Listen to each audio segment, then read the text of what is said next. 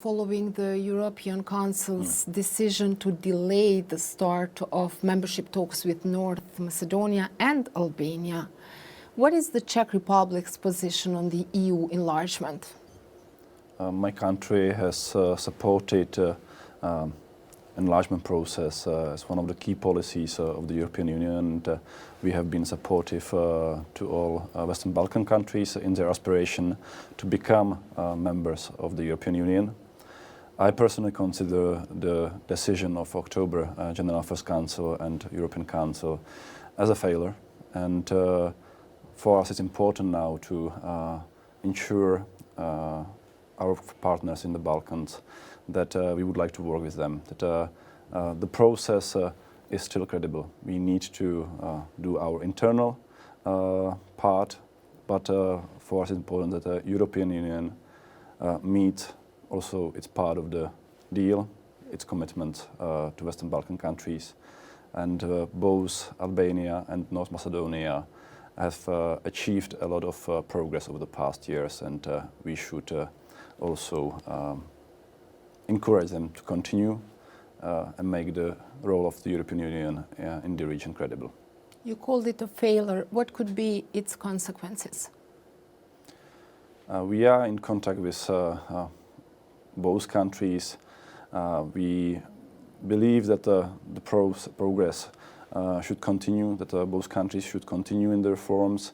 At the same time, there is also part of activity vis-à-vis our partners in the European Union to explain them that enlargement process, enlargement policy is something that should bring stability and security to the region that is already now surrounded by the EU member states.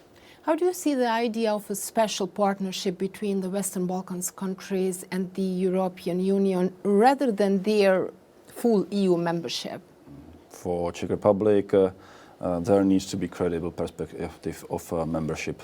We believe that the process of integration is based on merit, but there needs to be a strong commitment on our side that as soon as these countries meet all the conditions for the membership, they should be allowed in. Mm-hmm.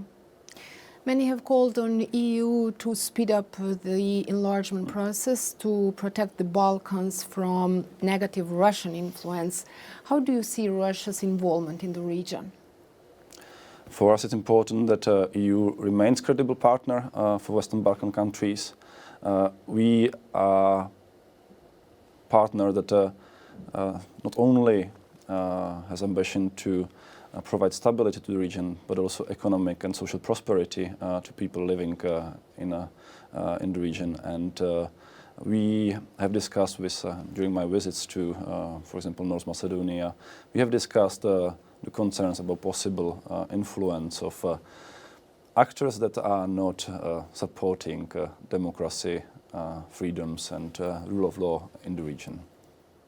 How do you view the growing wave of pro-Russian sentiment in countries like Serbia or also in part of Bosnia like Republika Srpska? We have communicated with our partners in all countries to ensure them, to guarantee them that the enlargement process is not here because of us, but it's mainly because of positive changes for the people living in these countries. And we should probably more actively communicate also with the public in the region that the reforms we ask for will create better business environment, will strengthen the democratic institutions, and will make the life of people better in general. And how do you see your country's current relations with Russia? We are trying for correct relationship with Russia. We are members of the European Union and we respect our current common approach, especially after the annexation of Crimea and the conflict in eastern Ukraine. We have put in place a sanction regime and we haven't changed the position since because there hasn't been any positive change on the Russian side as well. Mr. Petriček, Czech President Miloš Zeman promised to push for the Czech Republic to withdraw its recognition of Kosovo. Are you and your colleagues in the government considering this? No. Czech government hasn't changed its position. We have recognized Kosovo in 2008 as an independent state, and we are trying to develop a correct and positive relationship with Kosovo. We are supporting all countries in the region to become members of the European Union because it is in the interest of the European stability and security, but also it is a way how to solve many of the local problems, many of the regional tensions. At the same time, we are supporting also the dialogue between Belgrade and Pristina to overcome the past and to look how they can live together in united Europe. But in addition of disagreements between the Czech government and the president on the Kosovo issue, there are disagreements within the Czech government itself. You disagreed with Interior Minister Jan Hamáček on whether to support Kosovo's effort to become a member of Interpol. What is driving all these divisions? We are supporting Kosovo's ambition to become a member of many of the international organizations. We have discussed it with the Ministry of Interior, and we have presented the arguments in favor, especially when it comes to fighting organized crime. We believe that Interpol plays an important role. It was Kosovo that at the end withdrew the application for becoming a member, but we would like to work with Kosovo authorities to improve the situation when it comes to crime, fighting organized networks of criminals, because this is also in interest of safety in our region. Will you watch the football game between Kosovo and Czechia next week? I'll try. I have to admit that I haven't seen the last match, and I hope that we will do better now. Yeah, let's go back to dialogue. You mentioned it, so Kosovo and Serbia are expected to continue dialogue on normalizing relations. The United States has already 2 envoys for this process. The European Union is also expected to appoint its own. That's a lot of diplomatic efforts. How do you see this process? Can Kosovo and Serbia make peace? I believe and I hope that we will see a progress in the dialogue in upcoming months.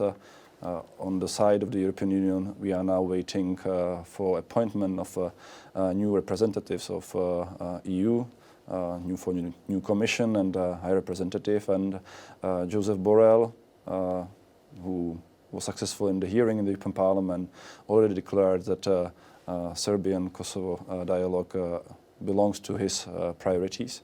And I can only say that the Czech Republic supports the role of EU as a broker in this mediator in this process.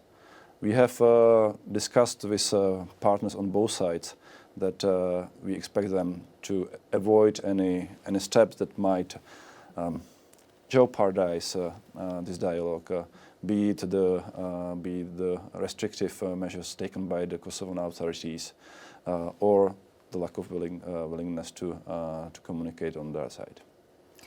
Borrell comes from Spain, and Spain is one of the 5 EU countries that don't recognize Kosovo as a state. Can this change something? Joseph Borrell will represent European Union, not Spain.